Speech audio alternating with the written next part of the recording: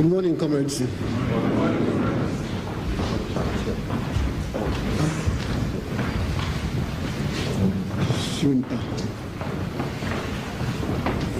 Shouldn't we sing that great hymn?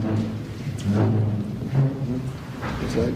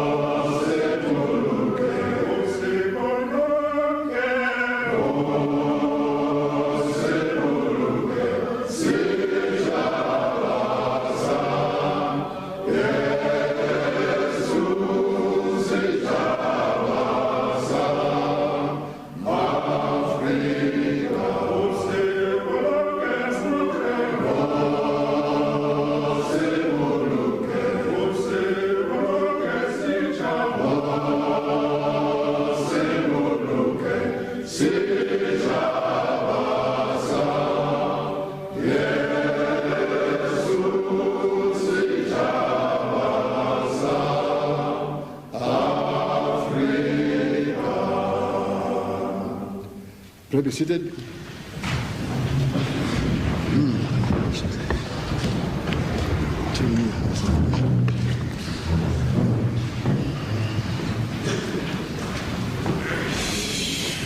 Shouldn't we really bring these two comrades in front here? In some chairs here.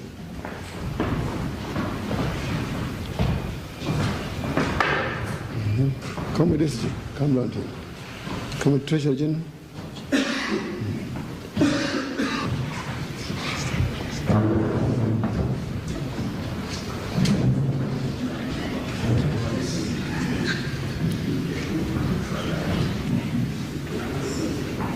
Are they the ones who voted? Are they the ones who voted? No? Yes, but so yes.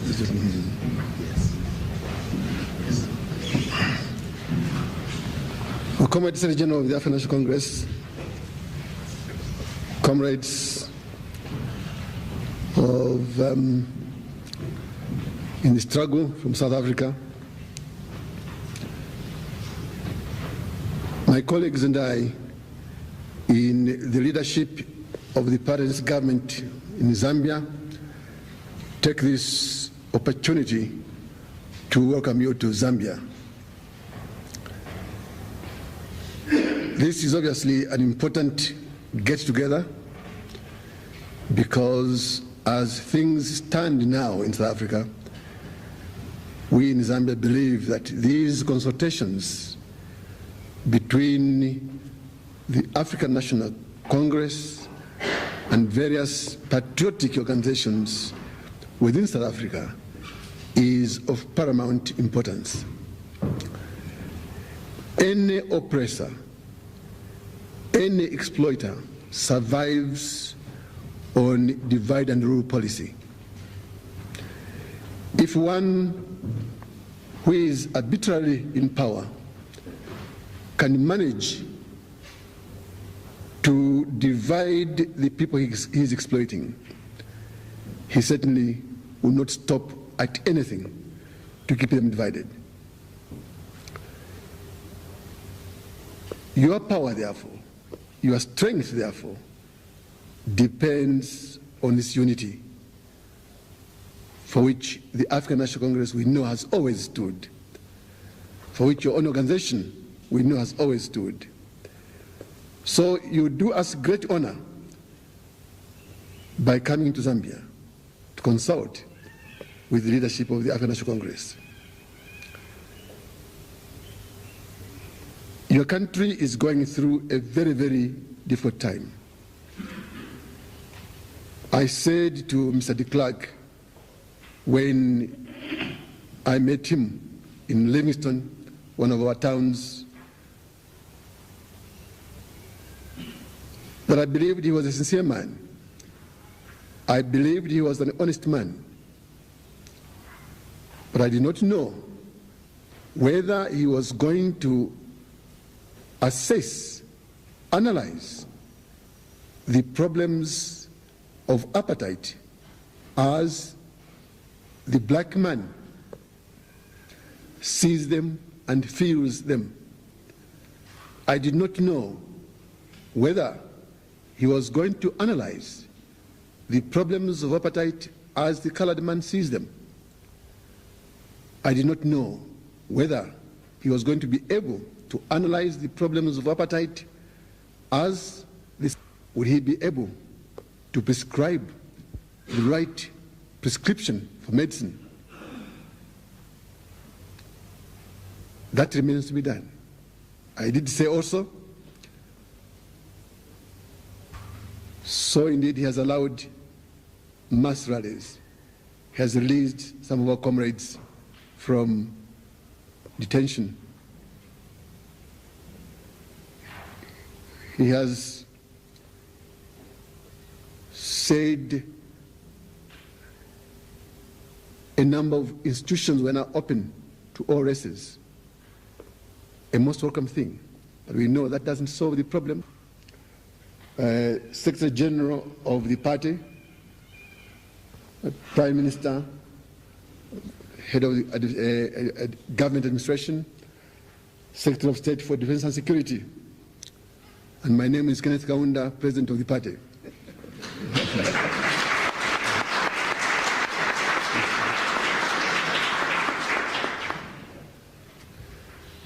We bring you together here, comrades, only to have a meal together very quickly, so that as you go back to your country, do know Zambians support your cause because it is a just cause. And looking at the audience here, our audience here, just as we know of the African National Congress, it is truly multiracial or non-racial. We welcome this very much indeed, because man is not important because of his color. Man is important because, in our view, he is made in the image of God, and no one has the right to defy that. So, comrades, welcome to Zambia. I hope you have been feeling at home, because this is your other home. Thank you very much indeed.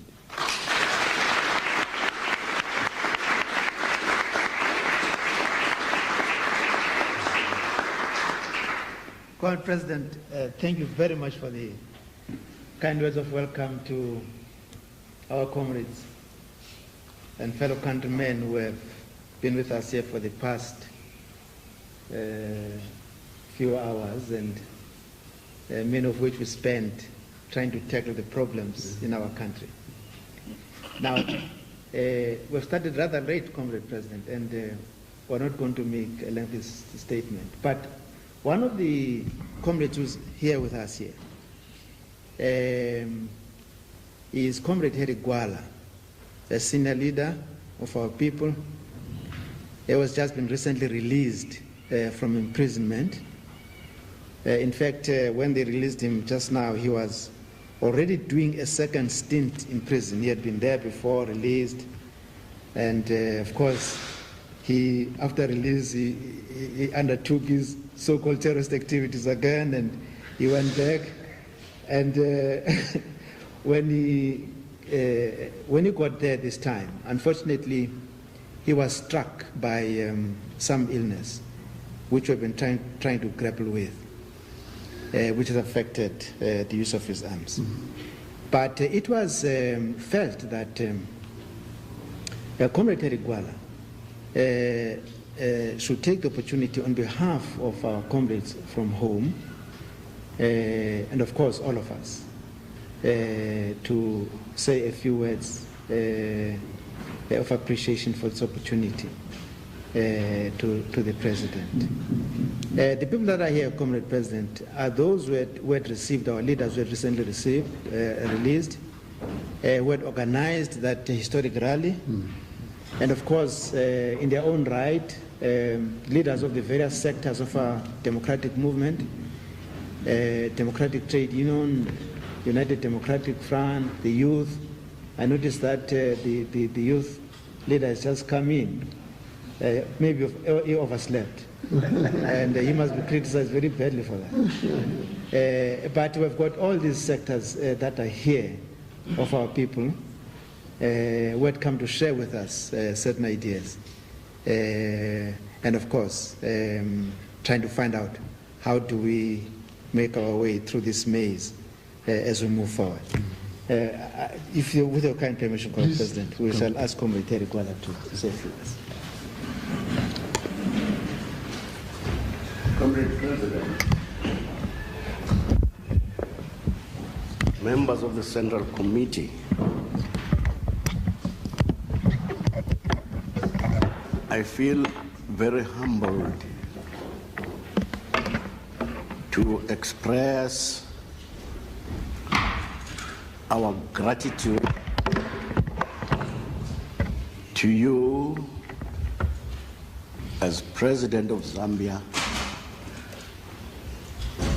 and Chairman of the Frontline States. Our struggle in South Africa has made you pay a very high price. Your security is always violated. Your economy is heavily taxed. But despite all that, you have not decided to drive us out of your country.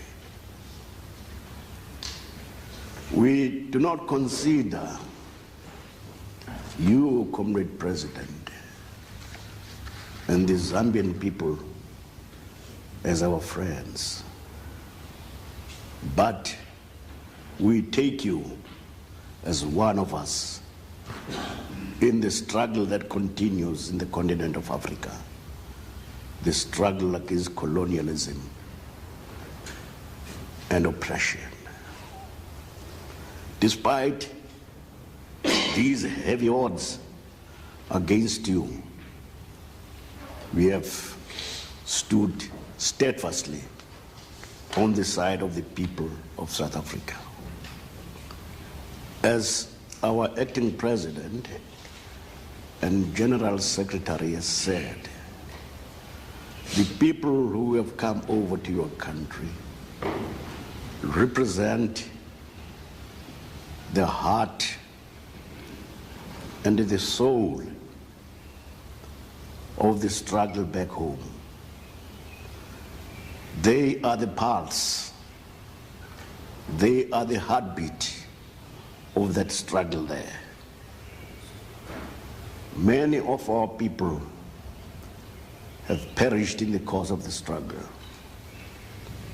in detention, on the battlefield, in the townships, and in prison. But they have nothing to regret. We chose in 1961 to die on our feet than to live a perpetual life of slavery, living on our knees. This meant that we had to transform our struggle from petitions, supplications, and prayers to the rulers of South Africa into a determined action by the people. Our action back home is taking many forms. And one of those forms is the armed struggle. Now in